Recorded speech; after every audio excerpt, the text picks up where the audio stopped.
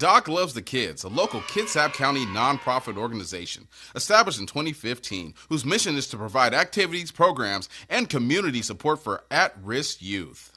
They put the you in community. Doc Loves the Kids.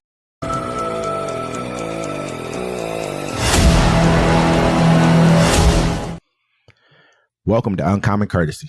We give you the courtesy of conversation That's uncommonly spoke of. I'm D-Mac. I'm Wesley. And this is the show. Don't forget to like, comment, subscribe. Don't forget to catch us every Friday, 7 p.m. Pacific time on the Friday Fix. And then every Sunday on Civil Discourse. And then we got another show coming for you that we'll probably talk about on the next episode. Want to make sure we keep it low key. Don't want nobody stealing our ideas. So how you doing today, man? I'm pretty good, man. I see that we might be having a nuclear war happening. And we also had something from old Marjorie Taylor Greene, man. She finally had done something to help the people. She did something. She did this before, and we never reported on it, you know what I'm saying? Because she was too busy doing DEI stuff. But, talking reckless. She stopped the one bill that was going to make it where basically it was going to make it so you could never say anything bad about Israel. Did she? Yes, she stopped that. I don't think she stopped that bill. They passed that bill. No, yeah. And I think in the House. In the House, yeah. But She's in the House. She warned, hey, with this bill, make us get rid of the Bibles, but she helped shut this one down. So Marjorie Taylor Greene helps form a MAGA mutiny to avert House bill on Israel boycott. House vote on Israel boycott bill. It's rare to see DEI rep Marjorie Taylor Greene and the Council of American-Islamic Relations unified in their messaging on anything. But the Georgia Republican, who has peddled Islamophobia, and the pro-Islam advocacy group loudly denounced a bipartisan bill that sought to punish boycotts of the Israeli government. And they succeeded in staving it off for now. House Resolution 867 would have amended the Anti-Boycott Act of 2018 by criminalizing compliance with boycotts called for by international government organizations, such as United Nations, with potential penalties including prison time. A vote on the bill has been set for Monday, but it was canceled by House GOP leaders after Greene and other MAGA Republicans, including Rep. Paulina Luna and former Rep. Matt Gaetz, both of Florida, denounced it. In a post on X on Sunday, Greene said she'd be opposing the bill because it stood to trample on her constitutional rights. She said, "It's my job to defend Americans' rights to buy or boycott whomever they choose without the government harshly fining or imprisoning them," she wrote. Later Sunday, Greene shared that she had gotten word that the vote had been pulled. Rep. Thomas Massive of Kentucky, another critic of the bill, did the same. So, folks, what they were basically doing is they were going to pass this bill, and what it was basically going to say that if you boycotted anything from Israel or, basically protested Israel, they were going to, as an American, they were going to put you in, they could put you in jail for up to 20 years or fine you. Up to a couple This is million crazy, man. This has been going on for far too long, dealing with this whole Israel thing. I'm gonna sound the alarm. I think everyone needs to start going to look up everything about just Israel. Go look up 9/11. Go look up the people who were dancing in the street who were arrested by the government that year. Israelis that were arrested by the government there during 9/11. Go look up JFK. Go look up anything go look up the bombing they did of one of our naval fleet vessels. I think over near Israel. And didn't want to talk about that. They were killing Egyptians, and they didn't want to see, but they bombed it. They attacked it for a while. There's a lot to talk about. Go look up the Balfour Accords. There's a lot to talk about every nation. I don't. A recent one. I forgot to. Don't mean to cut you off. And she said, I recently wrote about Texas Governor Greg Abbott, a Republican, threatening to withhold money from the city of San Marcos over a symbolic resolution critical of Israel.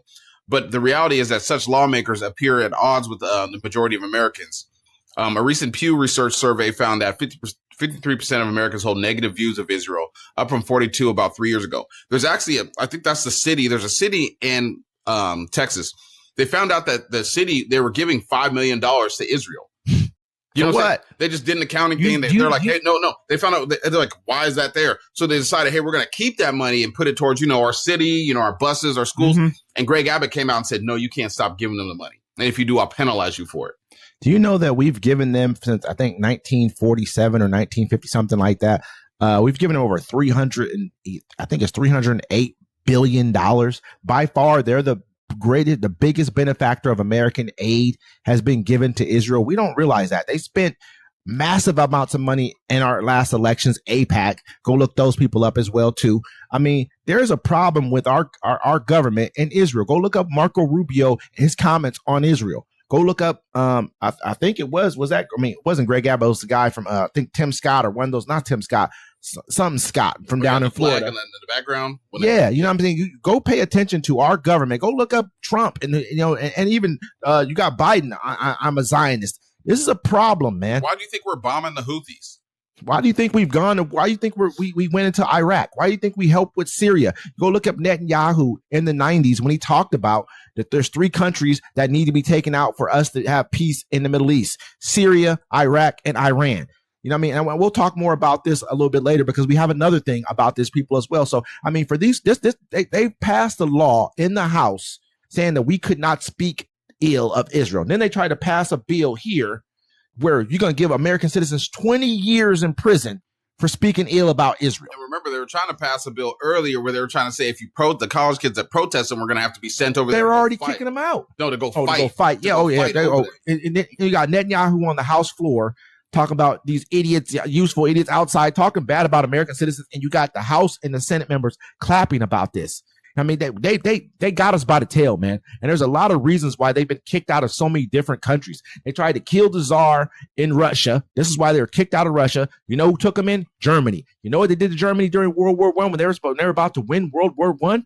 They went in and got the Americans to come into World War I and helped them and defeated them. This is why Germany turned against them during World War II. There's reasons behind everything. Said also too that they ended up owning all their media and their banking systems. They've been doing this for years. No, honestly, I can't blame them for that because in Christianity and Islam, you're not supposed to be allowed to lend money. It's against the law for you to lend money. So, and so they were the ones who were able to lend money, but they were lending money at a 50% tax. You know what I mean? Hey, you got to pay me 50% back. And they were breaking everybody. Everyone owed them money. And that's how they were controlling governments. It's just, this is not to speak ill of Israel. But no, we see the pattern because, we can't say everyone in Israel's ill. That's terrible people. But you see the pattern where at the end of the day, a foreign nation shouldn't be able to control what we do in our country.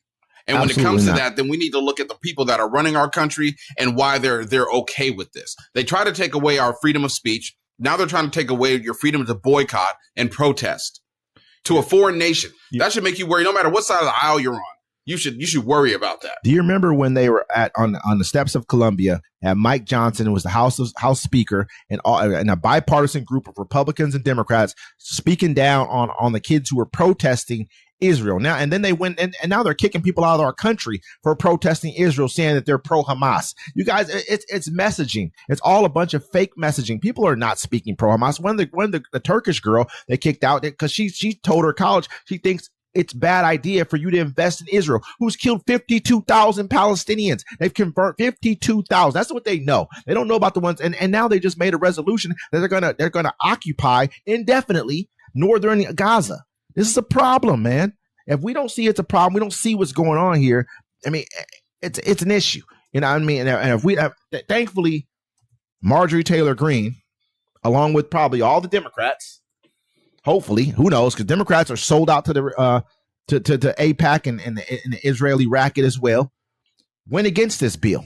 I had to be Democrats because it wasn't the Republicans fully. She said a group of MAGA Republicans probably went with the Democrats who probably wanted to vote for the bill. I believe there's actually 33 states that actually already make it illegal to boycott and protest against Israel in America. That's crazy. That's crazy that you're not allowed. You can boycott anything else you want, but not Israel.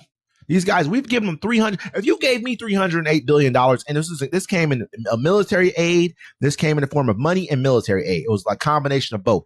If you gave me that much money, why wouldn't I go spend $100 million or $300 million a year?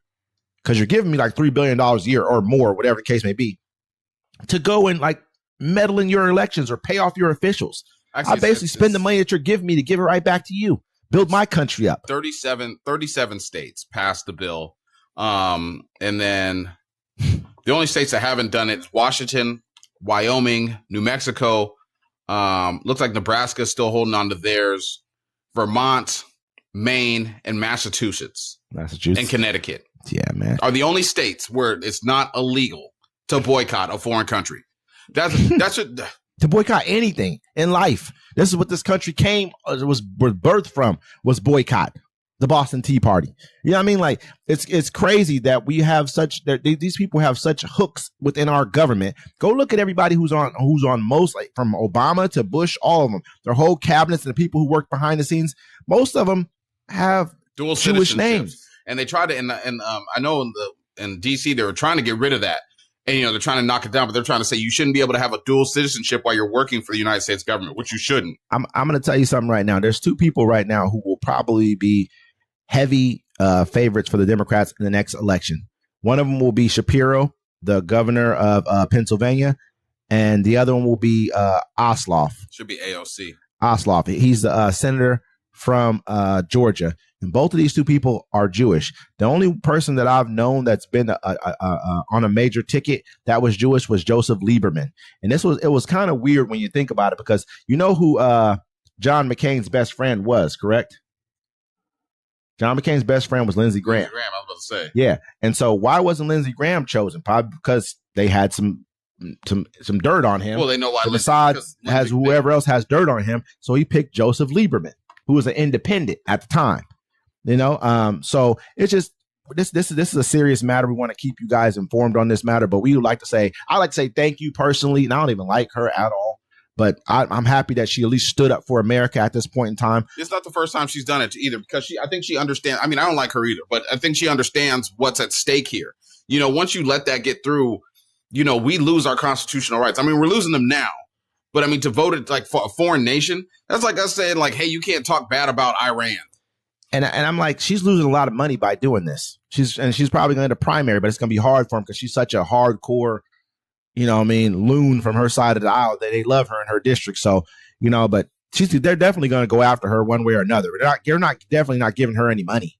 They're like, hey, you know what? We're not giving you any money. Went against the grain. But India fires missiles into Pakistani territory in response to Kashmir militant attack. India fired missiles across the border into Pakistani-controlled territory early Wednesday, killing at least 8 people, Pakistani security officials said. India said it was striking infrastructure used by militants. At least 3 civilians were also killed in shelling by Pakistani troops in Indian-controlled Kashmir, the Indian Army said in a statement. They said, what we know, strikes follow an attack on Kashmir. A deadly attack on tourists in the disputed region of Kashmir last month plunged relations between India and Pakistan to new lows. India accuses Pakistan of backing the massacre in which 26 men, mostly Indian Hindus, were killed, a charge Pakistan denies. Both countries subsequently expelled diplomats and citizens, ordered the border shut, and closed the airspace for each other. Pakistani military spokesperson said the attacks Wednesday killed 8 people and injured 38 others. India's defense minister said at least 9 sites were targeted where terrorist attacks against India have been planned. Pakistani Prime Minister Shahbaz Sharif said Pakistan has every right to give a robust response to the act of war imposed by India, and a strong response is indeed being given. The Indian Army said that Pakistan fired artillery along with what's known as de facto border Beamer Gali in India-controlled Kashmir. So these two nations right here, when you're looking at them, this is the first time it's been a long time that I know about that 2 nuclear nations have ever been at conflict with each other. I don't think there's ever been a time in history where 2 nuclear nations have been in direct conflict with each other. And so that's what makes this a little bit more dicey for everyone. They're neighbors, and India is one of the world's emerging markets. Pakistan has a lot less to lose. They're in debt to China up to their ears. To the point to where they're pretty much almost defaulted on their debt, and China had to come in and rearrange it. So who's backing them? It's China, because China has a problem with India. They try to play it off like they don't, but China and India have huge border disputes, which led to deaths of troops. They're fighting over maritime sea routes and all kinds of other stuff, and they're fighting for basically control and basically second in control of the world, and pretty soon first, because I mean they'll both be the largest economies by the year 2075. So I mean this is a serious conflict. I think we all need to seriously pay attention to, because this could turn into something a lot broader than anything else that we've seen thus far. And we never know who's going to jump in on it. You know, the whole thing is like, I don't understand. I guess we don't have intelligence around the world or anything like that. So, I mean, they even asked the Donald Trump, and he said, it's a shame. We just heard about it. We're walking into the doors of the Oval Office. Just heard about it. I guess people knew something was going to happen. We knew something was going to happen based on a little bit of the past. They've been fighting for a long time. They've been fighting for many, many decades, centuries. Actually, you think about it. I hope it ends very quickly. They've only been a country for 75 years. Exactly. This was the thing that they came out and said something about too. Yeah. Like it was like 1947 or something, like 1949, that Pakistan and India gained their freedom from England, Great Britain, whatever you and from the United Kingdom, I should say. And so they were kind of like, man, then he came out and said 1,500 years. This dude has no idea. And so what they're looking at, like, you don't even take seriously what we have going on. These are two nuclear powers, man, that can set off a broader conflict in the region. You get Afghanistan involved in this, because you've had same thing going on between Afghanistan and Pakistan, cross-border bombings. So, I mean, this could turn, I mean, look at it, 1.45, the largest population in the world lives in India. It's huge. Yeah. Anything can happen with this. So I think we really need to take a much, more serious approach to this, and not just say, I just heard about this. We heard something's going on. You know what I mean? If they're bombing each other and they've already done strikes with each other, what's next? Oh, they're bombing each other now. I mean, we have clips of it here. I'm going to pop in just a couple of them, not too many, but I mean, I don't see this conflict stopping. They've had tensions for a while. We reported on it. Yep. They've tampered with water. They've flooded other regions. I mean, they've been going back and forth for a while, and we have been reporting on it. It's not something that we just heard about when we walked inside the door, which was pretty sad to hear that from the man of, the president, I guess, of the United States. They don't tell him nothing except for what he wants to hear. I mean, he doesn't care about what's really happening. We act like people, he's a great foreign policy leader. He doesn't know people just like the fact that he makes other people upset and scared. Belittles people. That's all he tries to do, is belittle everyone else. You know what I mean? And that's a huge problem. But at the same time, we should have much better relations, because I know that Pakistan's already come out and said that we've been supplying them with weapons, because he came out and said, we're gonna back India. Then Pakistan's like, hey, you guys have been supplying us with weapons this whole time in this thing here, and put him on blast. He's like, you know what I mean? So, oh, my bad. I told you, hey, I give it till the summer. It's sad, man. It's really sad. We talk about, people say this is one of their famous lines. How many wars are started under Trump? And I'm trying to tell him, you know what? There's no wars that started under Biden. Oh yeah, there were. We weren't involved. We weren't. There's no boots on the ground. American citizens were not involved in those wars. You know what I mean? So, but I guarantee there's been wars. Foreign wars have started every single year since. I don't know. There's 1 year where there hasn't been a foreign war. We got 2 wars started under Donald Trump right now: Pakistan, India. I'm just saying overall, they try to act like, but people tend to think that just because Ukraine and Russia's at war. Yeah, people always want to bring up old stuff. Oh, what about this? All right, no, forget that. We already know that. That's history. We're talking about today, because what you're bringing up in the past, we can't change. But right now, we can, and we can. Every year, there's wars, and so this will be another one that will. I mean, hopefully, it doesn't escalate any further than where it's at. They can cooler heads will prevail, and they'll get over this right here. But no, they're gonna war this out. They're gonna fight this out. I don't think no cooler heads are gonna. This has been coming for a long time, and they're like, let's get it. Yeah, and they stopped the water, and then they think that it's crazy. And then they flooded them. Yeah, they flooded them. Yep. Go ahead, though. All right. Trump says he's directing DOJ to work on releasing Tina Peters. President Donald Trump says he's directing the U.S. Department of Justice to help secure the release of former Mesa County Clerk Tina Peters, who's in a Colorado prison for her role in tampering with election equipment. Peters, who was a Republican clerk of the Western Colorado County during the 2020 election, was found guilty by a grand jury on 7 charges related to election integrity, including 3 counts of attempting to influence the public official. She was sentenced to 9 years in prison last October.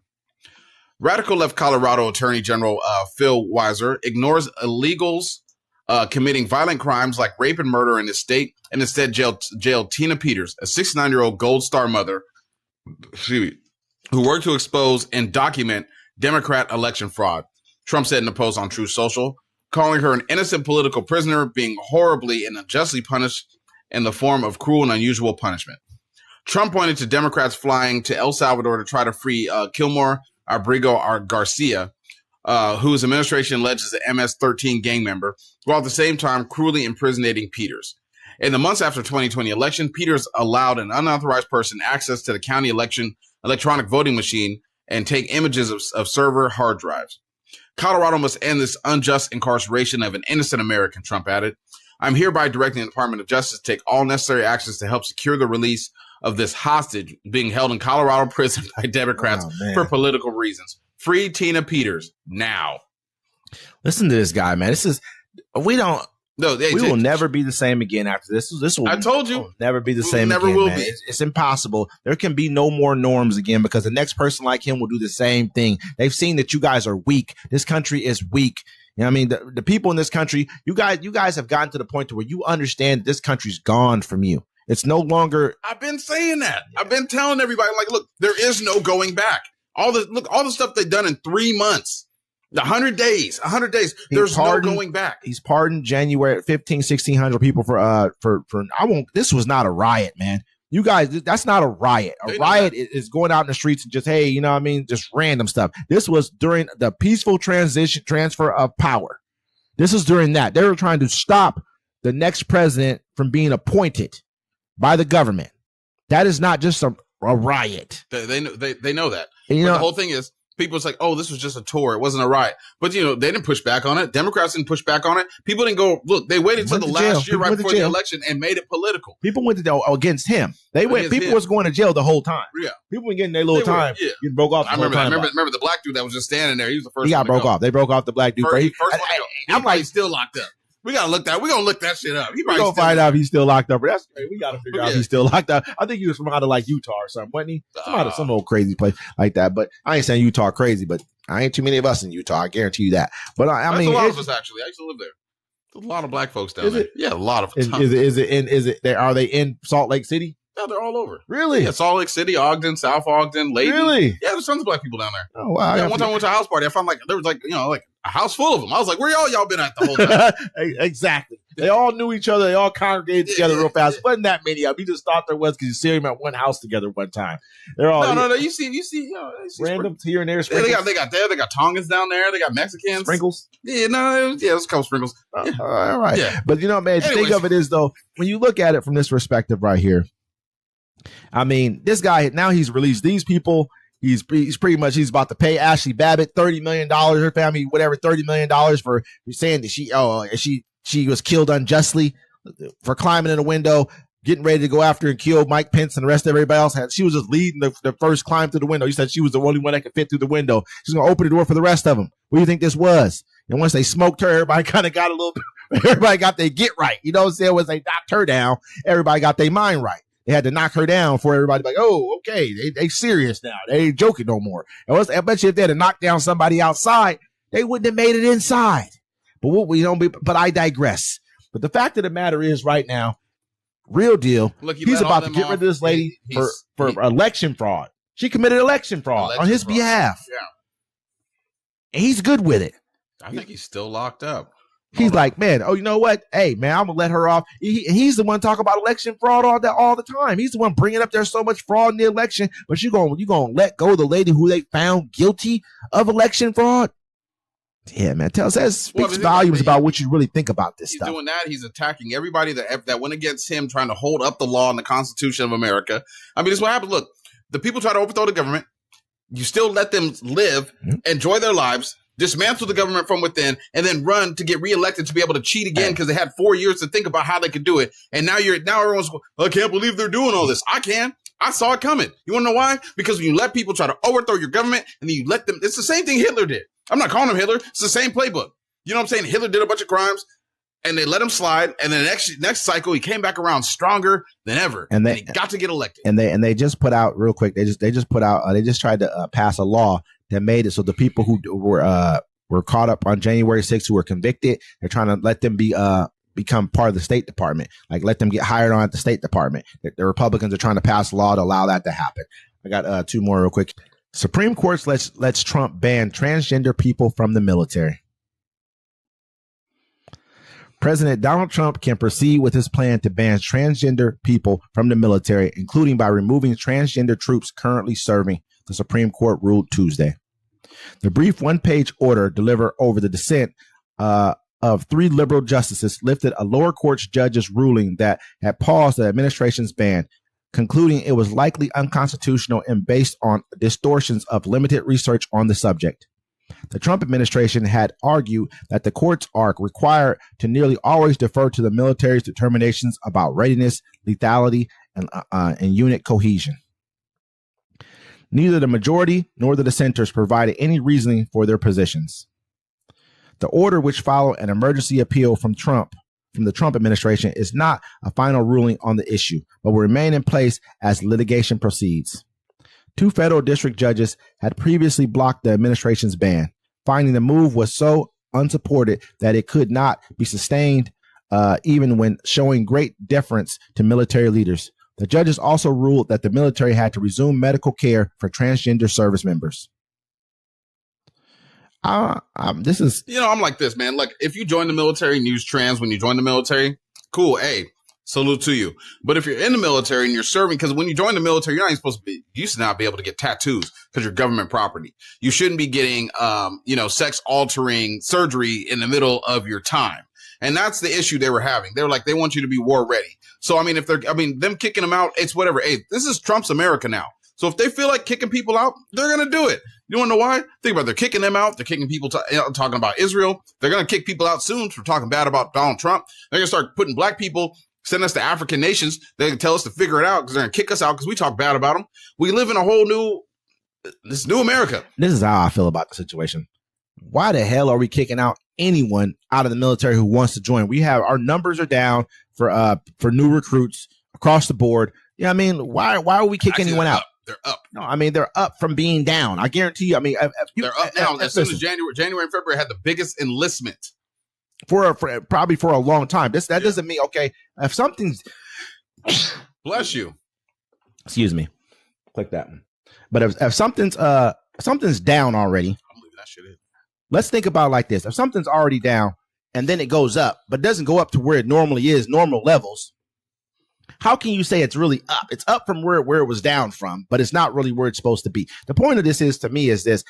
You guys have talked about looking into to starting the draft again. You know, if we were to go to war, we'd have to implement the draft. But you want to kick people out the military who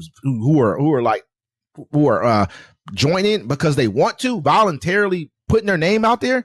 Go get them 30,000 people who you saying are transgenders or whatever it is, and let them go ahead and join the military. Leave them people alone. They ain't messing with nobody. Period. We ain't just don't call them they or whatever they want to be called. Call them by their names. That's it. They don't get to be called X, Y, or Z. But you're gonna be in the military. This is what this is. Leave those people alone. I don't want anyone getting kicked out of the military unless they are a problem while they're in the military. And I don't think any of those people have been problems. I don't like the fact that they're saying they resume medical care. We shouldn't have to provide any kind. That's on them. If you want to go do what you want to go do with whatever parts you got, you go ahead and spend. Go ahead and spend your money and do it. Yeah, don't spend government money. I don't like it. I know we was talking about it off camera. You're like, well, what happens if that's how people can get out the draft? They'd be like, I'm here for my enlistment, boo. It's stupid. I didn't say that. I didn't say nothing like that. He's lying. Don't listen to that guy over there. He just made up that shit. That was a pretty good one, though. That was a good one. Pretty close to me. Made it up with my fat knuckles. You right now. But yeah, I'm going to keep it real. I'm like this, man. I have no problem with transgenders in the military. I don't care. That has nothing to do with, not just because I'm not in the military, because I don't think the people in the military really care. As long as it's not a problem, who cares? Who cares? We need troops. Let them fight.